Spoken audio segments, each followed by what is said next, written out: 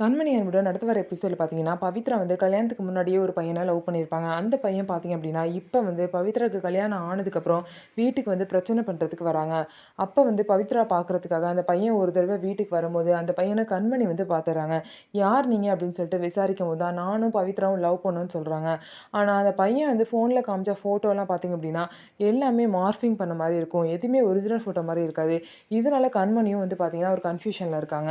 அது மட்டும் இல்லாம அடுத்த நாள் பார்த்தீங்க அப்டின்னா, கண்மணிக்கு தாலி பிரிச்சு கோக்குற விழா வந்து நடக்க போது.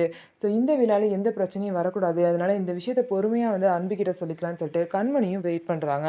எல்லாத்துக்கும் இந்த விஷயம் தெரிஞ்சா பவித்ரா அசிங்கப்படுவா அப்படிங்கிறதுக்காகவும், யாருக்கிட்டயும் சொல்லாம இந்த பிரச்சனைய எப்படியாவது சரி பண்ணணும்னு சொல்லிட்டு கண்மணி நெனைக்கிறாங்க.